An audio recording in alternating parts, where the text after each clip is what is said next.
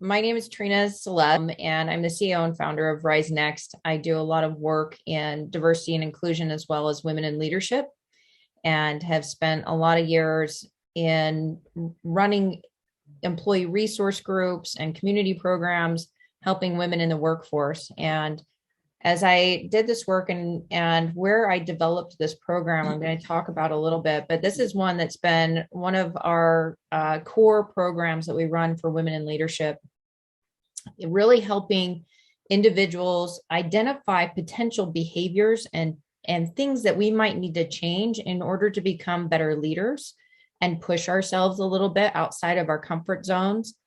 And we're going to be doing a lot of kind of reflection. Some of the topics, there's 12 topics or skills that we're going to talk about that we can really focus on within our careers. And some of them will come across and be big aha moments, and others will be, oh, well, I'm already doing this, but maybe there's something I can improve on. So we're going to, since we've got a good group here, we're going to also, and I like doing this interactively. So if there is something that comes up, I've got the chat window open, or somebody feel free to interrupt me, because I want to make sure you're getting the most out of this session as possible so that you can take it and then follow up with the online training that will then go a deeper level into some of these topics. In the online training on RizeNext Academy, I worked with, her name is Sheila Cromar. She's with Executive U. She is the one I originally hired when I was at eBay to help me develop this course. And then we expanded it, made some modifications, improved upon it based on the work I had done there, and moved it over to RizeNext. And so really looking forward to sharing this with you, and want to hear from you, want to hear your ideas. When we implement this at corporations, we don't just do the training once and leave. What I've found is that if you wanted to run this at your company or do a broader one, we actually do peer coaching. And what that is meeting with a smaller group outside of, you do the core training, come together, have peer coaching discussion groups. How did I implement this? What did you see? And it really helps reflect and drive change as you move forward, and kind of create new habits is what we're working on. And so I wouldn't say this is a one and done. This is a start to create awareness and drive to further action. So this quote is one that we really love, which is, we cannot change what we are unaware of. And once we're aware, we cannot help but change. And I think this is really, anytime you read a book and you open your mind, or really create more a broader understanding through education or awareness or outreach or connecting with others, those are all opportunities for us to change. And by becoming more aware, you're just going to change things. Your perspectives are going to change. And that's the goal for us throughout this course, is to really understand what could we change and improve upon, and why, understand why it is that way. There's a lot of stuff we bring into the workplace with us that sometimes we have to step back and dissect and go, oh, why am I doing that? And maybe understand what's triggering those types of behaviors. So just to give a little bit about, as a follow-up, so the online training course, for those that joined, and Latinas inTech, for their organization, has purchased those online training courses. That's on our platform called RizeNext Academy. And that online course are ones that we've built out for various different topics, diversity in the workplace, sexual identity, things like that. But we have our RizeNext leadership trainings on that platform as well, and expanding those. So you'll be accessing that learning program. If you have any issues with it, any concerns, feel free to contact me. I'll give you my contact information at the end of this. We can work through any challenges, issues, problems that you have in that, and really make sure that you're getting the best use out of it. We have put in reminders. I think I've got them on a weekly basis, because there are 12 modules. It can take a little bit of time to go through.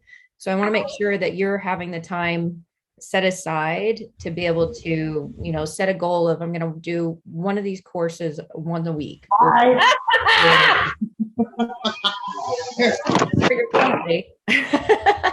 One a week was a pretty humorous thing, I guess. But so let me know if you do have any problems in accessing or getting through that. But I do want to see everybody complete. So I'll track it on my end and see where we can make sure that everybody completes that program.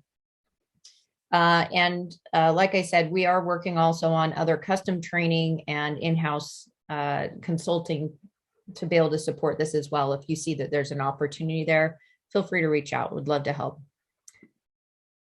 So let me give a little bit of background on where this came from. So when I took over as the global president of Women in IT at eBay, I was overseeing 1,500 members in 17 countries. And when I started to really get a good handle of, we had 22 sites, all running different initiatives, different programs. And I started to look at our data from a corporate global perspective. What I was seeing is we were backtracking on the number of women in leadership.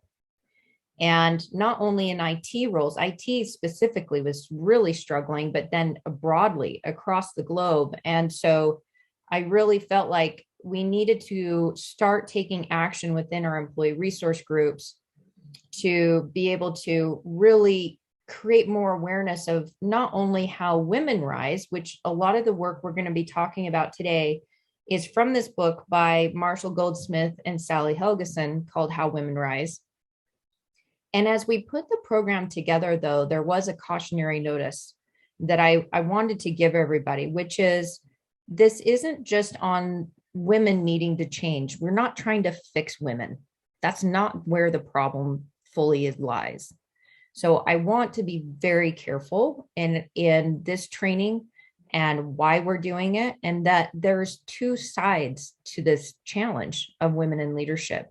There's definitely, as anyone moving into leadership skills and things we need to develop. And guess what? The things that women develop are different than men. That doesn't make it right or wrong. We're just different. So we're going to work on different things. But there's still a challenge at the leadership level of understanding how to enable and promote women within the workforce. There's biases, there's challenges in sponsorships, there's networking, right? There's other things besides just the work we're going to do here. And what we saw as we started to implement this throughout the organization was great. I'm making all these changes, I'm seeing all of this, but what about my leader? I'm still not seeing that those promotions are happening. I'm still feeling that barrier within the organization. And so I kind of put this in as a precursor because I don't want it to be that if you change all these things, then everything changes, right? We need to be very real that there's other challenges for women in the workforce that need to be addressed in addition to skills development. So let me pause there. Is there any questions on that? Because this is a great start and great work, but there's additional work that could need to come into place really within an organization for success.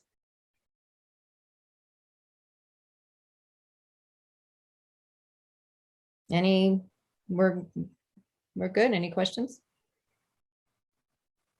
Nope, I just second that. I would agree. All right. Okay. Well, let's start digging into the why and how and what. So globally, there's about 24% of the workforce are women in leadership. I would say from the organizations I've worked with, depending upon the group that you're within, it's typically much lower than that. And what you'll see when you look at the data is maybe your individual contributor levels at like 40 to 50% or, pretty much on par. But as you move into management, director, senior director, executive, the numbers just get lower and lower and lower and lower as you go up the hierarchy, right? And most everybody's probably seen that if you've ever looked at your diversity data and reporting within your organization. So the challenge is, why is that happening?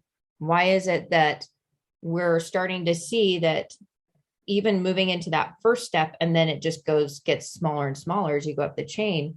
What is happening to reduce those numbers? And really, that's those two prongs I talked about. There's the skills development, the investment in each of us as leaders on our own.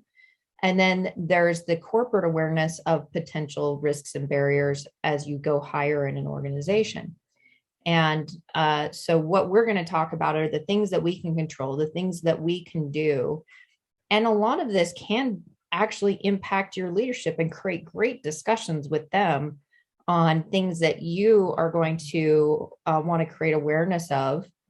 And what you're going to ask questions on, well, what are the results I should be achieving instead of just doing tasks, right? Some of those shifts will create them as better leaders as well. So it inherently will help create some of those leadership behavioral changes as well. So going into what we want to look at on considerations when building your career. First of all, you're going to want to be clear of where you want to go and why. When I'm coaching a lot of women on career transition, a lot of the work that we do for tech moms and really understanding these transformational processes, they know that they want something different, but haven't sat down to do the work as to what's the vision I see myself as. In where am I in 2 years, in 5 years, in 10 years? What is that vision statement for myself? What is my mission and purpose? And what are the things that I really enjoy and want to get to? And sometimes just sitting down and understanding that and then tying it into your current abilities. That may not be the abilities you have future, but going in with a clear path of here's where I'm at today, here's where I would like to go, and here's the skill sets I see I need to develop. And then you have that career development discussion with your leader. That enables them. Anytime I was coaching somebody on career development, I would tell them is not, I can help enable you, but it's your responsibility to come in with clarity on where you want to go and what it is that you want to achieve. And then I can help create those pathways and be a sponsor for that. But it really is up to each of us to own our career and have that ready to go. What's your elevator pitch? What's your next step? How are you going to put that together? Where am I at today? Where do you see that there's gaps? Can you agree that this is where I need to focus? So then you have this vision, which makes it really nice because then you can prioritize things. And we're going to talk about some of these.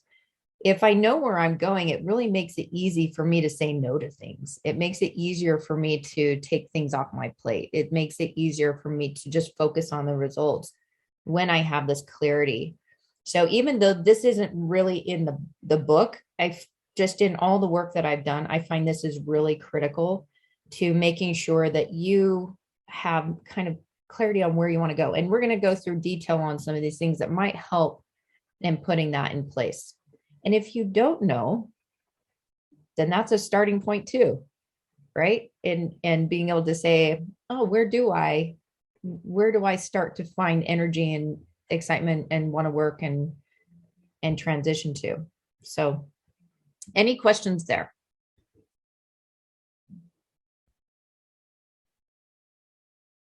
All righty.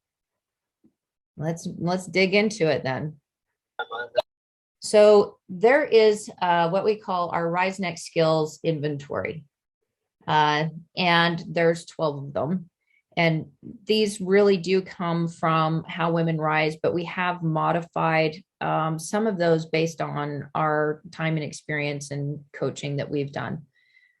So we're going to talk through each one of these at a high level. There's just in an hour, we don't have a lot of time to be able to go through in detail. That's why the online training Followup. And then I would suggest if you do a peer coaching or discussion group or something after that, we can, help facilitate that and provide some guidance there.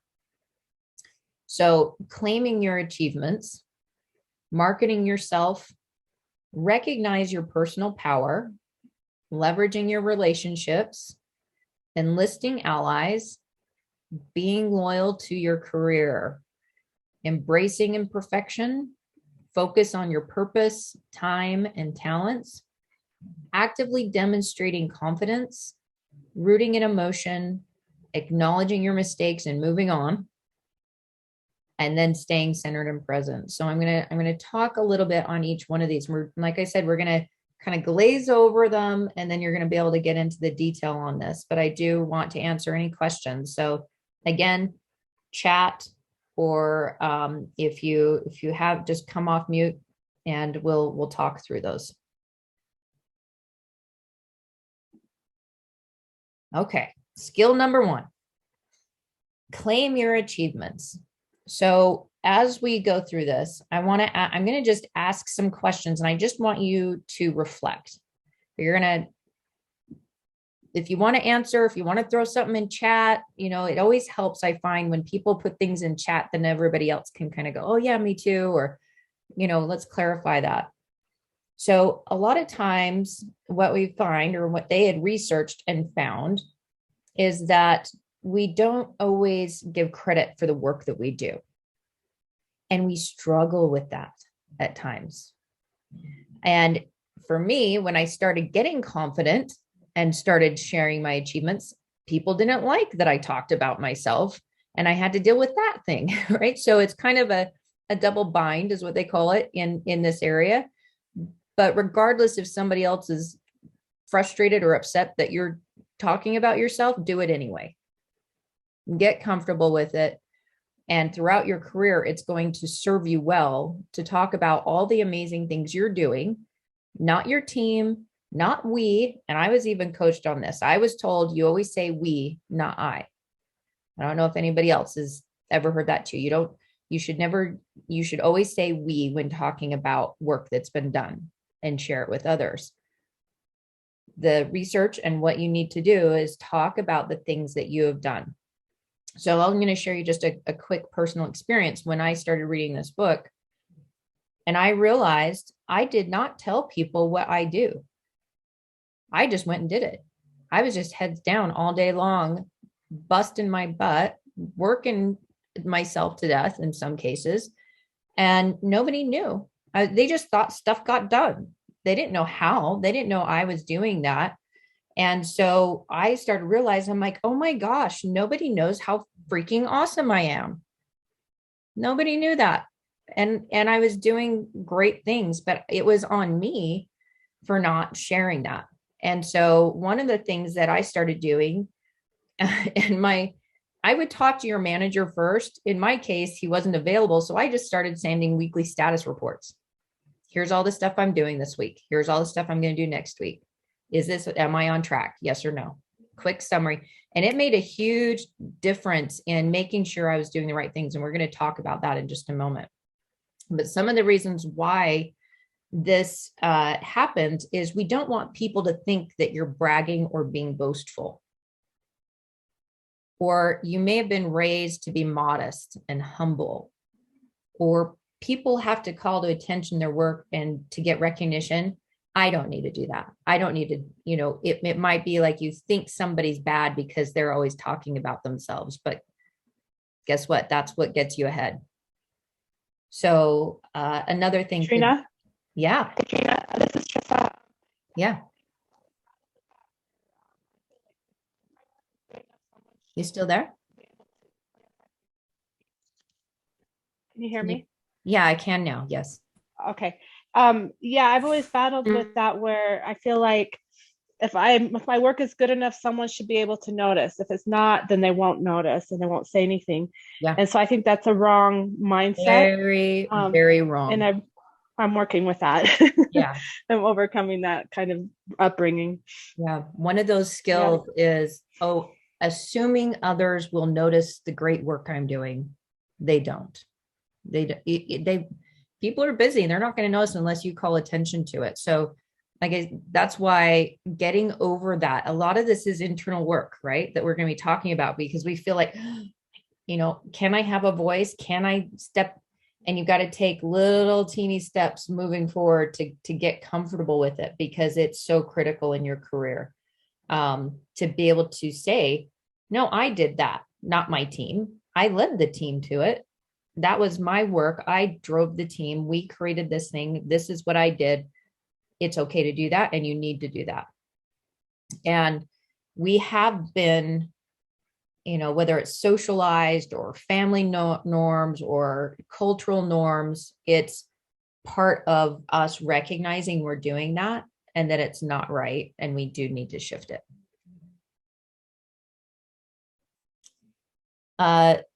Especially my manager knows the great work I'm doing. No. I just from 30 years in being in the tech industry and corporate work, unless you say something explicitly, don't assume it's being recognized. You're going to be behind, and we're going to talk about enlisting allies shortly, but and how to do that. And the last one I want to call out, and I kind of mentioned it, the work that was done was a result of a team effort, not just mine. That I did that for years and would give other people credit for the work I was doing. And so be aware of that. Also discounting yourself and saying, well, it wasn't that difficult. Anyone could have done what I did. Anybody ever done that? Yeah, I got some head nods there. So this reluctance to claim our achievements comes from a place of modesty, right? We're trying to have a really good, strong work ethic. We work really hard. We're heads down, and we don't feel like maybe shameless self-promotion is something you should do.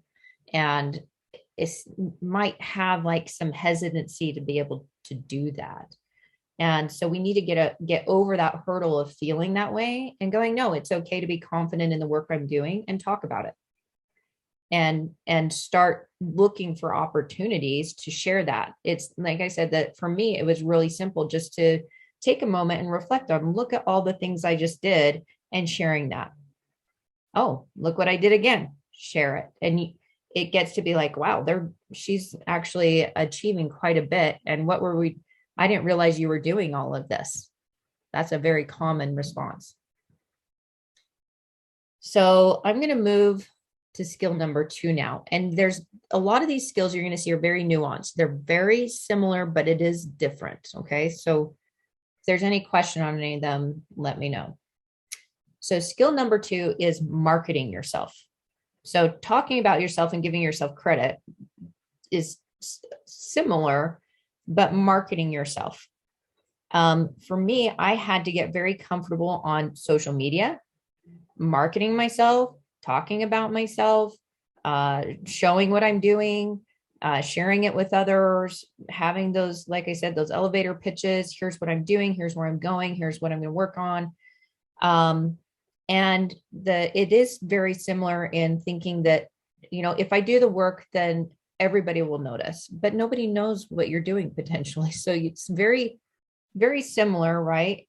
Claiming your achievements and then also taking those and marketing them and creating a brand for yourself and people knowing and trusting you as a leader. So some of the things that might get in our way here are believing that good work should speak for itself again. I make an effort to take the notice of other people's work, so they should do the same for me. Right? Sometimes we have that thinking like, well, I do this, so they should do it. Well, they don't. So don't expect it to just show up for us. My manager knows how hard I work. They'll surely think of me when opportunities arise. If you haven't had that conversation on your career pathing with your leader, schedule it. That should be, I used to do them quarterly and ask my team to put together their career path plans, bring them to me once a quarter. Like I said, they set the agenda. It was their meeting. I was just there to help support. But if I didn't know where they were wanting to go and hadn't had that conversation, I wouldn't be able to find opportunities. So you need to take that control into your own hands and being able to say, here's what I want to do. How do I get there? What are the opportunities that might come up? And as you see those, can ask for their help. And that allies piece, enlisting allies. This is why I'm saying this work takes both you and your leader, right? To make it happen. Some of us might feel awkward at times when you introduce yourself to people you don't know. And so learning how to talk about yourself, the work you're doing, what I've found is that those like one-liner sentence of here's who I am, here's what I do, and I'll gauge the interest response on, oh, tell me more, or I heard about that. Can you, and I'll, if they want to hear more, then I'm ready to go in deeper dive. But really just kind of getting a sense of who I am, the work I'm doing, and being able to then engage further. Right. So being really clear on that. I think we've done trainings on elevator pitches before, but if you haven't gone through one, there's a lot of them out there. And I would say get really good at those. Just get it nailed, practice it. And a really important piece of marketing yourself. And it might feel really unnatural at first, but it's a necessary element for career progression. So I've gotten caught in the situation where I did not market myself. And we're going to talk about networking and connections in a moment. And because of that, I did not get the promotions that I felt like I deserved. And they were somebody else, but I was like, well, they didn't do the work and they blah, blah, blah. But guess what? They had a really great connection and marketing, and the networking piece of it is weighs heavier than it does all of the day-to-day tasks that you're doing. So relying on your hard work and efforts only assures that you will be stuck. So eventually burnout and dissatisfaction is going to creep in, which it did happen for me a few times within my career where I felt like I wasn't being recognized. I was getting stepped over. I didn't have the sponsorships that I thought I could. And it's not a great place to be in. You get to that point where you almost feel sick to your stomach to go work every day because you're like, I'm just not being recognized. I'm not feeling like they're understanding the work I'm doing. And a lot of that was on me for not taking the steps and investing the time in marketing myself just as much as I was in the work. So you need to share those intentions in your career aspirations and making sure that your manager is part of that process. Any questions on skill 2?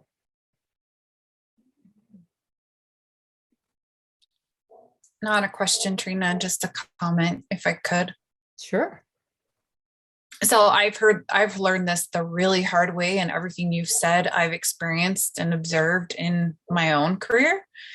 But I always struggled when people asked, tell me about yourself. I never learned how to really answer that until this year and going through rounds of interviews. And I thought the whole reason they ask that is because they want you to pitch yourself. They want you to market yourself. And they want to know how self-aware you are of your achievements and your accomplishments. And that's your brand, to your point, right?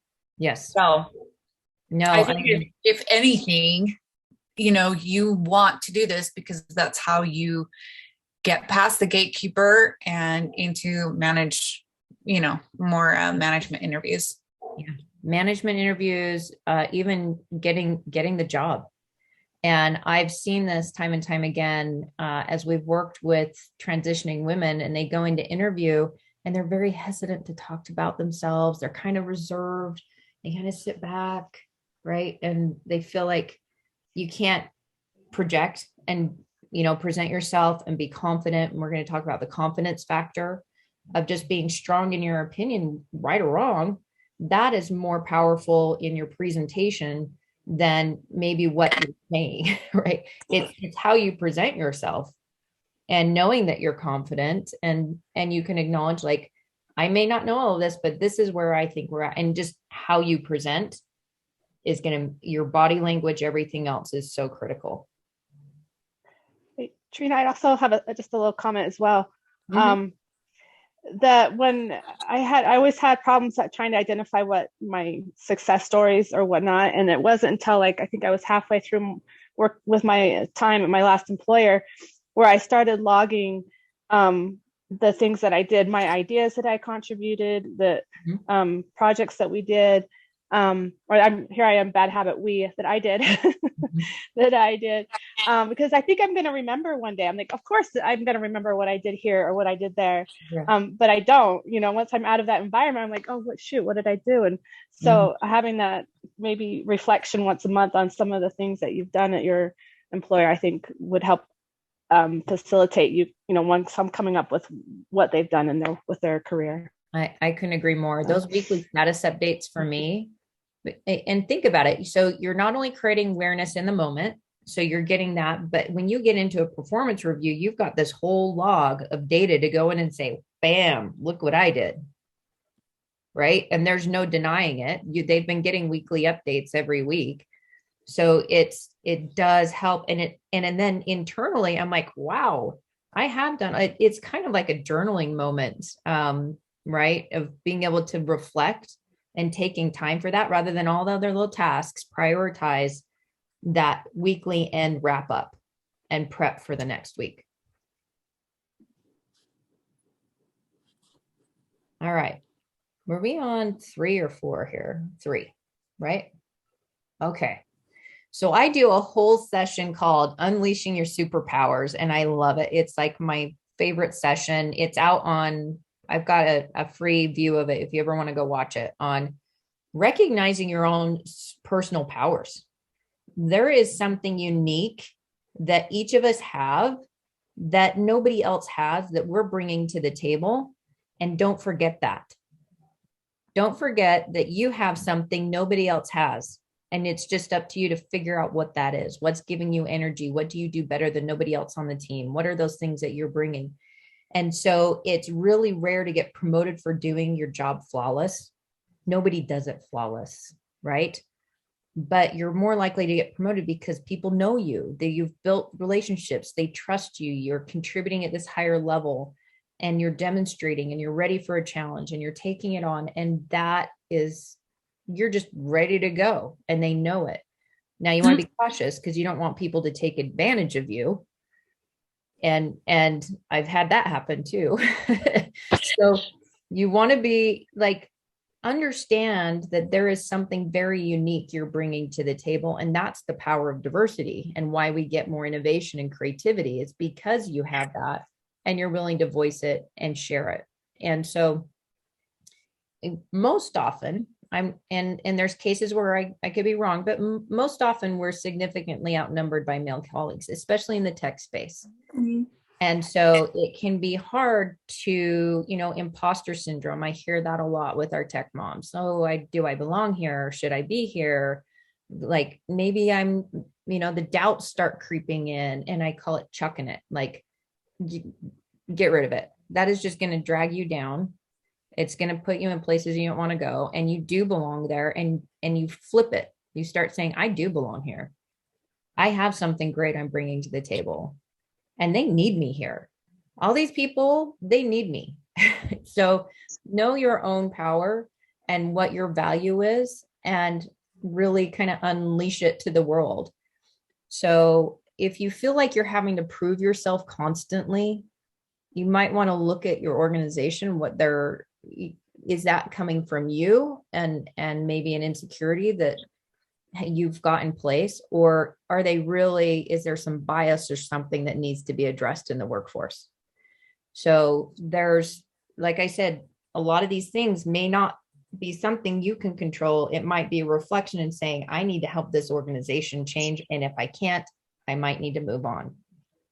And it's just an inner reflection opportunity. And so the recognition you might get from being the expert, one of the sole sources let me put this the right way, because I think the wording needs to be revised. So do you ever feel like you thrive in getting recognized for being the expert at something? And you're the only person on the team that can do that job? If you are that person, get out of being that role. You do not want to be the sole expert on the team at something. If you are, you need to go to your manager and say, hey, I see that I'm only the sole expert. Let's do a cross career training program so that, we're not putting the organization at risk by me doing all of these tasks. So that feeling that we sometimes get of almost like a feeling of joy of being indispensable, that's not a good thing. We don't want to be indispensable. We want to be able to say, we can move her up because there's somebody that can fill that role behind them. Right. And so we can progress them up, and we're not putting our organization at risk by moving them into a different role. Because you get where the problem's coming from, right? Is that, oh, we can't move Trina. She's doing all this stuff. If we took her away, then things would fall. You don't want to be that glue that's, preventing risk. So sometimes we use that expert status as a crutch. And maybe it's bolstering our job satisfaction or recognition, but we need to recognize we're doing that and then shift to something that we can grow and have opportunity for growth. Okay. All right. Okay. This one, was there a question?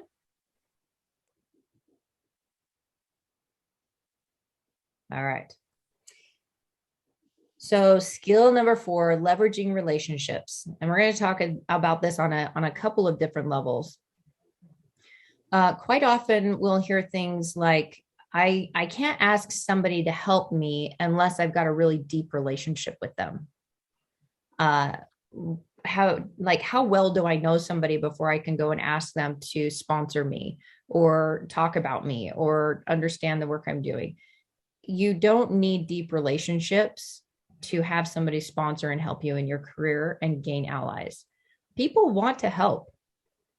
If you provide them the information and say, here's what I want to do in my career, here's where I'd like to go, can you help sponsor and talk about me actively? And let me explain the difference between sponsorship and mentorship real quickly. And I know we're going to run out of time, so I'm going to move through this faster. A mentor is somebody you can go talk to, have those deeper conversations, coach you on situations, things like that. That's not what I'm talking about with an ally or a sponsor. A sponsor, when you go in to get those promotions, there's what I call the promotion battle. And every leader, typically in most organizations I've been in, you go in, the leaders will sit down and they'll fight for who they want to get promoted in their team. The question is, do you have somebody in the room fighting for you? Do you have somebody actively talking about your work on your behalf? Do you have somebody saying, hey, we need to take Miriam and actually provide her maybe another skills training because she wants to go here on your behalf? You need to find those people in the organization that can then help kind of be the megaphone for your career. Without that, you're not going to go as far. And this is different than just general networking. These are true I would go and talk to, I would connect with the head of HR and build relationships with the executive teams. The community programs, if you get involved in those, are a great way to network and connect and build relationships so that you can say, hey, how does this work as far as getting promoted into this type of role? What skills do you see would need to be? And do these informational interviews so that they know where you want to go and then can be an advocate for you. And when you create these value-based relationships, I was reading an article and they had WIIFM. I don't know if anybody's seen that before, but what's in it for me? Saying, here's how I can help you. Right? Well, here's what I'm going to be able to do for this organization. Here's how I'm going to be able to create growth. Here's how I'm going to be able to drive revenue. So when you're framing things up, make sure it's not just about the tasks or your career. Talk about how you can help contribute back to the organization and what's in it for them by being a sponsor for you. So really good one here. I mean, each one of these, we could do an hour or two training just on each one of these, right? So let me make sure so we can get through all of these. We've got about 17 minutes is what's showing on my side. So we'll kind of move through the rest. So on the skill 5, this is where you really then take what are those strategic allies I need to make? And thinking about because at the beginning we talked about our vision, where we want to go. Now I can figure out who are the right people in the organization that might be able to get me there. And so a lot of the behaviors that you'll go through in the online training again, and it'll talk about these as well. But getting over that, I shouldn't ask for help unless I've done all I can on my own first. Right? That's not correct thinking. I should learn my job first. No. One of the biggest things that I see with tech moms too is getting them to say, you don't have to go through all the education you think you need to have before you move forward. You need to move forward. I've taken jobs like and shifted because it's like, I wasn't thinking of going there. I don't know anything about sales. I don't know anything about this, but great opportunity. I'm going to go. I don't have to know it all first. I'll learn it on the job. So getting those allies that can then pull you in and say, you're great to work with. I like working with you. I know you'll learn. That's where you want to be.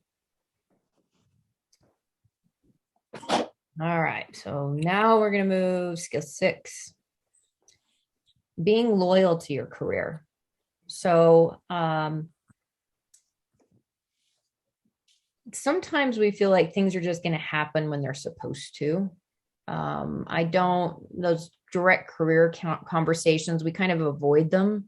They're uncomfortable. I don't want to talk to my manager.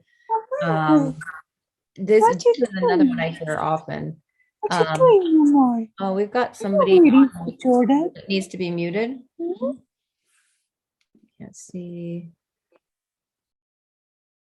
Okay, looks like we got it there. So let me go back. Sorry. So sometimes you'll be like, well, I really like my job. I really like my team. I did this. I was like, I love my team. I don't want to give up on my team. I really want to be connected to it. No, you need to focus on what is the next thing and be working towards the next thing while you're in your current thing. So really what you do today is to build for what you want next, not the tasks and just getting stuck in where you're at right now. So being really dedicated to yourself and where you want to go, and know that the work you're doing now should be getting you to where you want to go, not just stuck where you're at. Okay. And this one, the perfection trap. Embrace it. We are imperfect. We don't need to know everything. We don't have to have everything lined up, figured out, ready to go perfectly. I have all potential knowledge ever for how this should work. That is not how you move up in your career. And a lot of this behavior could come from thinking that in order to succeed, I need to do my job perfectly and not mess up. Or you could be really hard on yourself when you mess up or do something wrong, and it just buries you right in this heavy, like, I can't believe I did that, and we get stuck in it. And you just want to have everything perfect, everything lined up, everything great. But that is not how you're going to move up and progress in your career. You want to make sure that you are doing the right things. You're not making massive mistakes. Don't get me wrong. We don't want to be messing up everywhere, but failure is how we learn. Stretching ourselves and making sure that we're growing is how we learn and develop and become better. And trying to do everything exactly right and not making any mistakes is not going to get us where we want to go. So get comfortable being imperfect. It's okay. We all are. Every single one of us. I haven't met the perfect person yet. And so we need to be able to accept ourselves the way we are. And it may have helped you get where you are, but it's not going to get you to where you need to go. All right. Let's go to number 8. So this one is very similar to what I was talking about: vision, mission, values, your purpose. Those feelings of like, what am I doing here? And does it resonate for me? And do I understand what I'm working towards? And prioritizing yourself first. There's an issue in typically we see, and there's research on this again, of women being assigned to office work. Has anybody heard of this? Okay. Be very, I have friends of mine that are executives, and they might be like one or two of the executives within the organization, and they still get assigned to office work of the executive board. So it's at all levels. And I've had to have coaching sessions with her on how does she respond and say, well, this is great. How about you take this time, Joe, and then next time we'll round robin it. Right. It's because you need to prioritize yourself first. You need to keep some focus and time, make yourself a priority, because if you're trying to please everybody and can't say no, you're going to, like I said, I'm not perfect either. I've done this. And right now I'm actually learning how to say no quite often. It's something I'm always working on, but I can't do something great if I'm always saying yes to good things. And so really learning to not have guilt when saying no, getting comfortable saying no. And guess what helps with that? Those vision, mission, and values that you've set of what you want to do and where you're going to go. That is what gives you the power, and take your power, my power, right? And say, you know what, this doesn't work for me right now. What I know I need to do for the organization, because I've talked to my boss and they've said, the results you need to focus on are this, and this isn't on the list. So this is going to get deprioritized. And it makes those conversations easier when you have that clarity and you've had that conversation with your manager on what results should I be targeting? Here's where I want to go. Okay, now I can make decisions in the moment on saying no and creating harmony for yourself. Some of you maybe have been labeled in the past as the peacemaker. If you're always trying to make peace, I'm one of those. I do it in my family. I will set myself second because I hate conflict. I absolutely hate it. And it's gotten me in trouble quite a few times because I'll let people walk all over me because I don't want to get into it. Fine, right? It's okay. I'll do it then, but you need to be firm. And I'm learning and progressing myself on learning to say no and stepping back and saying, well, here's how I feel, and setting up those boundaries. I'm actually doing work right now for another leadership training and some writing on what I call the 6 boundaries for life work harmony. I have another training session I'm developing, and the whole goal there is creating boundaries that allow you to prioritize yourself first and creating that space, because you're going to be exhausted, and mental wellness and all these other things come from our inability to not set boundaries. Okay, so that's fun. There's this great comedian that my husband loves. His name's Dusty Slay. So if you ever need a great comedian to look up, but he does this thing that he goes, we're having a good time. Because he's like, I can't ask people if they're having a good time. That's too big of a risk. So I always just tell everybody we're having a good time. So I always think of that when I'm presenting. We're having a good time. All right, we've got 4 left here. So this one is really, now you're building that confidence. You're learning to speak up. You're willing to shine. You found your superpowers. You know what you want to do. You're able to voice that, right? You're doing all of these things. All of those are building confidence within you. And when you do that, people see it. People recognize it. They're like, what's different with you? What's going on? They can lead a team. They're confident. They can speak up for themselves. They can, they know where they're going. They know what that needs to be done. They know what results we're going to target. And so rather than reacting to other needs first, we're going to put ours. And when you receive a compliment, don't get uncomfortable. Say thank you. Thank you. That's awesome. I really appreciate that. Don't deflect.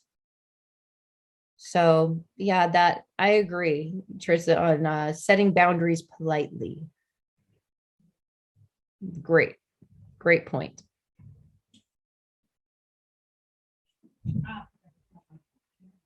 I'm just looking at the other one, Caitlin here. Let's see. I feel unsure displaying my confidence. I like to reframe it by saying, I can show my enthusiasm for this. Confidence isn't a bad thing. It takes time, but I think knowing that it's okay to be confident and move your, into that space, know that you need to do that. Know your confidence. A lot of that internal work that we do for removing fear, doubt, shame, and guilt, and then get rid of the negative thoughts. Just flip it. It's like a record player. That's what my analogy is. Flip it. Like if you're saying I can't do something, saying I can do something, and if I do, wow, something great might be happening. So it's being aware of what might be holding you back on some of those feelings and the prior behaviors. So the other opportunity that comes by doing all of this is that it then allows you to have the time and the space to be able to invest in yourself. So you've now taken your power, right? And instead of reacting, you're going to be in control and not squandering time, resources, everything else. You're going to say, this is what I want to do. This is the priority. And you're going to be able to say, okay, I now know the skills I need to develop. How do I get those? Do I have the time? I'm going to prioritize those. And it might be, I'm going to go take a course or two. This one, that you guys are taking the time to go through this course. That's a skills development. You're saying this is a priority for me. So this is a great example of learning how to do this to where you're prioritizing yourself and you're investing in yourself and your own development in order to get somewhere different. So the emotion, don't allow emotion to control, right? That anxiety, the frustration, the fear of work, the fear of how somebody else may react. That's been a big one for me. Like, I can't go do that. They may do this. If you're making decisions based on how somebody may react, you need to fix that. Okay. Trina, can I add one more comment on your last slide? Oh, sure. Just real quick. Okay, I used to be so embarrassed and I would get ashamed, really, when people used to say that I was passionate about something, if I'd be talking about a topic or something. And for me, it was like a negative connotation because like I grew up and people would tell me, oh, you're such a feisty Latina. And so I made a mental connection between feisty and passion. Mm-hmm. And so that's what would go through my mind. That was the narrative that would go through my mind when somebody would say, oh, you're so passionate, but it was my own doing. And so I had to learn to untether the two things. Mm-hmm. Anyway, just throwing that out there in case anyone else, hopefully no one else goes through that. But as a Latina, I used to get super self-conscious about that label, passion. Oh, I get told I'm passionate all the time. Man, you're passionate. In fact, when I presented this exact training at eBay, the head of HR came to me and was like, man, you're passionate. And they said it like that. And so it puts that like, well, do they mean that in a positive or a negative way? And you kind of get stuck in that thinking, take it as a positive. It's whatever their meaning was, it doesn't matter. You take it as a positive, right? So, I think there is nothing wrong with being passionate. I think we want more passionate people. The world would be better for it. And so I love it. And I would never want to change anybody from being feisty or passionate. But as I got to be more outspoken, people didn't always like it. And it's that double bind again. It's just there. And I'm going to choose to just be me anyway. You have to get to that place where it's like, you know what, I'm going to speak up and say my mind and talk anyway. And if they don't like it, then I'll go around people that do and want that in the organization. And that's the type of organization you want to work within, is somebody that wants to hear your voice, wants to work through things, may not always agree, and that's okay, but open to having those conversations and allowing you to be yourself and belong. So the last one is staying centered and present. I know myself and a lot of people get very scattered. And there's there was a example that was in this book about presenting, and somebody in the audience was doing something, got distracted, and they lost their focus on what they were presenting. I see more of this as far as getting involved in too many things, getting distracted really easy by the other thing, being able to tune out other details that might be distracting us and saying, no, this is what I need to work on. This is where I'm going to be spending my time. My husband's actually brought this up about me. He's like, you're in a million different things. You need to stop and focus. And has been really great for me. We even have these frames we've hung on the wall, and one of them is focus, and reminding me that in order to really get something accomplished and complete a goal, you can't get distracted by what somebody says, what they're doing, ruminating on something, you looking around. I mean, part of what is great about women is we are actually wired to take everything in. We just can't get distracted by it. And so we can take it all in and recognize it, but then be able to channel and focus and making sure we're executing and not getting distracted by something that may have happened or occurred. And that's all 12. We got through all 12. Amazing. So just to talk about next steps. So I know we're at time, and I want to be cognizant of everybody's time and their families and everything else. So if you want to get a hold of me, please do. And if there's anything I can do to help from a corporate level, individual level, we do, like I said, a lot of corporate trainings, and our online training is available. I know Latinas inTech, you have those licenses ready to go and want to support that. And anybody else that's joined on today can access those at learn.rizenext.com. And if you text that number, I actually have a discount code on there right now for 20% off if somebody's interested in getting the more deep online training.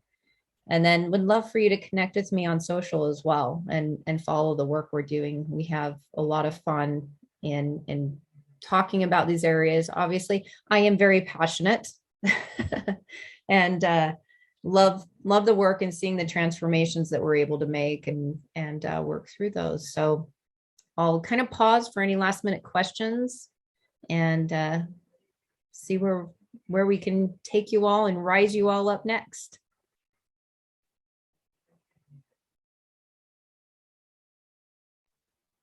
Trina, I had a question. Just from the beginning, you mentioned how women are not found. There's fewer and fewer women as you move up in rank and whatnot. Could it be that as you get in this upper level and executive and things like that, there's just more pressure and responsibility, and women tend to shy away because they've also got their caretakers and things like that? So that Is it the structure that's not allowing the flexibility for women to rise up into those levels, or is there other factors, do you think? It's two prongs, like I said. First is the misconception that it's harder the higher up you go in the organization. There is, I remember decisions on taking jobs, managerial leadership jobs, because I thought it was going to be harder for me as a mother and a single mother at periods of my life. Guess what happened? It was actually easier because I had control. I got to say when things happened. I got to say how the organization ran. Like, it gets easier from my personal perspective, and it may not be the case at every company, but the higher in ranks I got, the better off I was and the more harmony I found in my family life. And it also gave me more money so I could get help when I needed to, and I could hire a gardener, and I had a nanny, and I like you don't have to do it all either. And I think there's a misconception that the higher up I go, the more burden, and that is not, in my experience, what the case. And so we have to strip off that perception of that it's going to be too much for me to be able to do both. That I can't and it, right? It's an or. So the other is like I said, the challenges within an organization and potential risks within promotion cycles, or having enough women coming into training programs or networking there's multiple factors that are happening there that aren't providing those opportunities, and stretch assignments are a big one. So going in and having those career discussions so you can get assigned to that next big project so that people can see your work.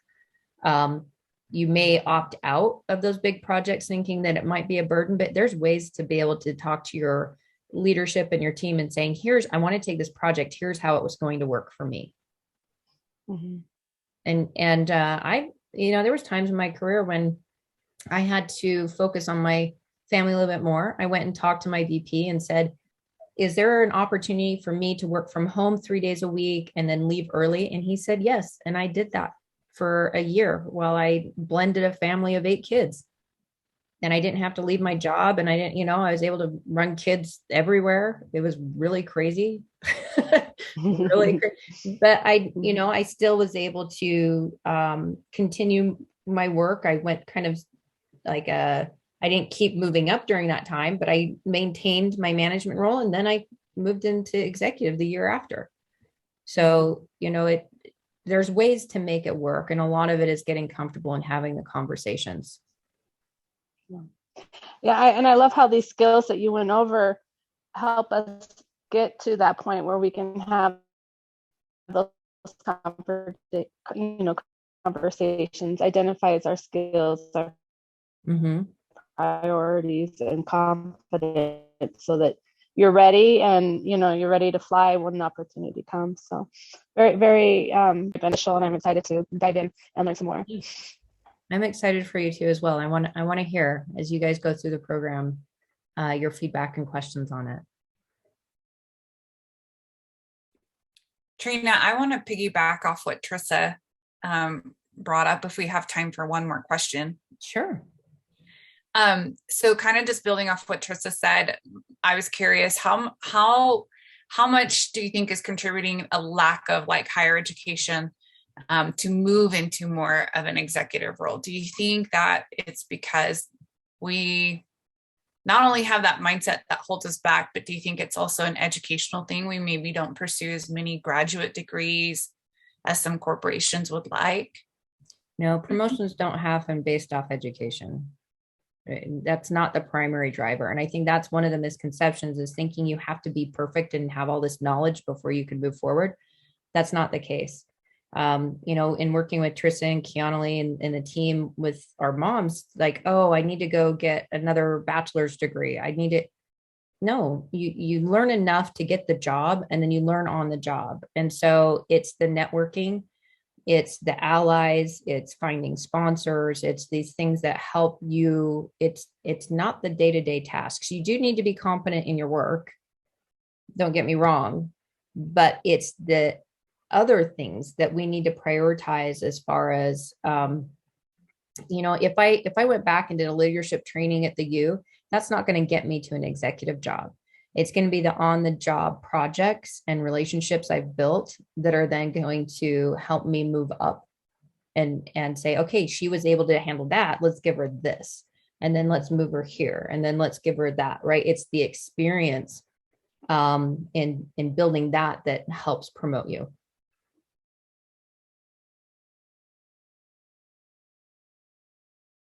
Great question, by the way. Thank you.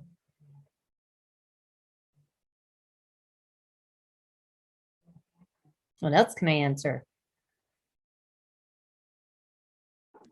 Katrina, I've got a question. Can you hear me okay? Yeah. Okay, perfect. So how do you balance, I totally have seen that in, looking at different mentors and people in the industry that have really had that confidence, or, you advocate for yourself and whatnot. How do you balance that with coming across as aggressive, or no? I think empathy leads in a way, but what have you seen to kind of balance that out? Because there has to be balance in all things, right? But I'm curious if you've had any experiences on. I mean, we mentioned being spicy or passionate, which can be a good thing, but then also you want to validate people's feelings, and I'm just curious to know what you experienced. There's a word that I now look for. I wish I would have known this when I was younger, which is anytime somebody tells you you're too much of something, you're too passionate, you're too aggressive, you're too anything, it's rooted in bias. Because they're comparing, if they're saying you're to something, they're comparing you to something that's in their head of what their expectations are of you.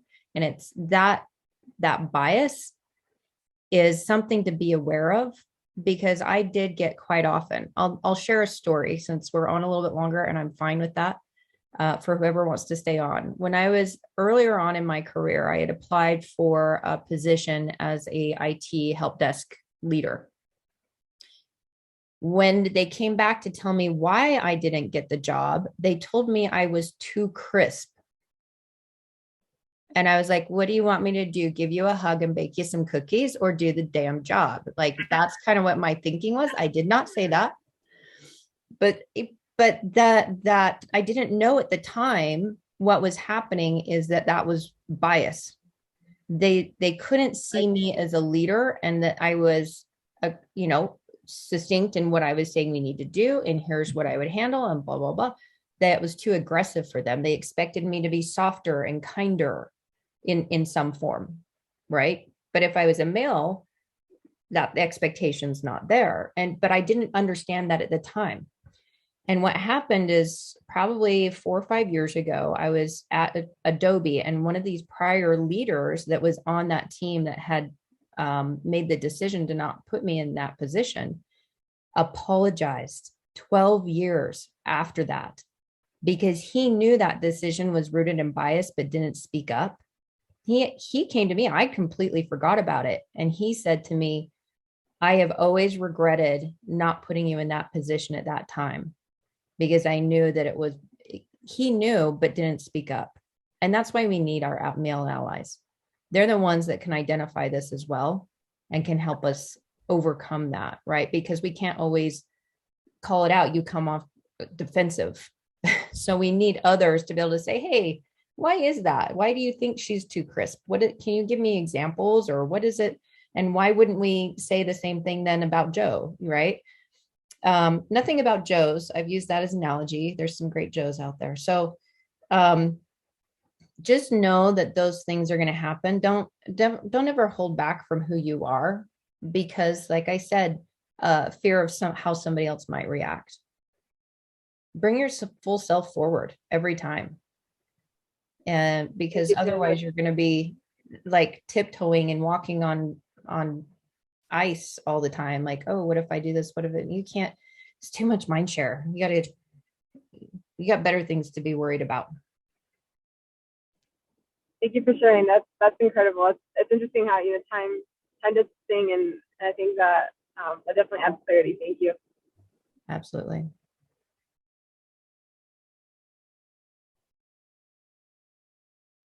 Anything else? Hey, I have a question. Sure. Can you hear me? Yeah. Okay. Yeah. So, how would you? It's kind of similar to Kiana's question, going to the balance thing, but how do you? Okay, I've heard that one of the skills is you have to market yourself. You have to put yourself out there. So how do you balance that with being humble? What is the right balance? Because I've seen and I've talked to different like recruiters and like people that I've been going with interviews, and they say that one of the skills that they like, it's been humble. But how do you have the right balance, or the right, the middle? How do you find the right middle between like, okay, I want to put myself out there, I want to tell them like I have my skills and I know my stuff, but at the same time I don't want to be like I'm bragging and kind of like that. But I can almost guarantee nobody on this call is going to show up and come across not being humble.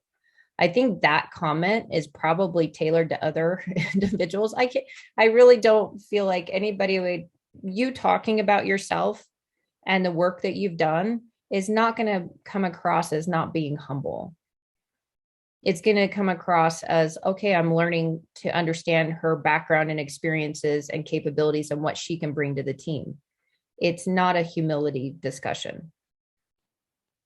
Does that help? Because I think that we're getting caught up in the learned behavior of we need to be humble and, soft and all of these things, but that's not what anybody's going to be looking for in an interview or in a capability, and being able to express what you've done and what you bring to the table and the value you're providing is not something that's a lack of humility. Trina, I also have the thought when you were just saying, when you were just saying that, I had a thought too, that maybe humble, another word you could say is teachable. Like employers want to know that you're teachable, that you're not going to say, oh, I know everything, right? Say, no, that, and maybe share examples of where you had to, where you reached out for help and where you were taught and mentored. So maybe that, let's see, is, and that's great. Maybe that's what you're identifying is, if you're teachable, humble, teachable kind of a thing. Yeah, I love that, Trissa. And there is most often when you're in an interview, usually you get asked that question of, tell me a time when you failed and how did you overcome it, right? Like we're all making mistakes, and it's way of saying, and you want to have those ready, by the way, before you get into an interview, those specific examples on how you are bringing and learning and growing. And I did not know this at the time, but here's what I learned and here's how I addressed it. Here's how I use it today. Right. In handling conflict and maybe a time missed deadline or, some example that we're all learning and growing. And that is a form of humility. And it shows that you can grow and learn and build from your failures. I love that, Trissa. That's great. Okay, yeah, I think that the word teachable, I think that describes the situation better. So, yeah, thank you for that answer. Yeah, absolutely.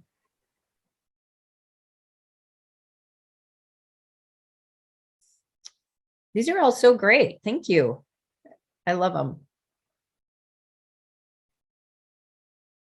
Any last questions?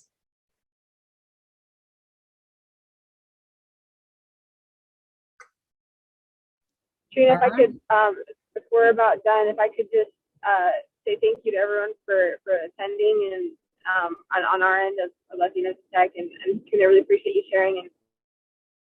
And we've mentioned you many times in our leadership about how awesome you are, and we look up to you a lot. So thank you for sharing about this, and we're excited to look forward. Yeah, me too. Thank you so much for having me. And I'll allow you guys all back to your evenings. And like I said, feel free, you know how to find me. So thank you, everybody. Take care. Thank you, Trina. Thank you so much. Thank you. Thank you. Bye-bye. Yeah.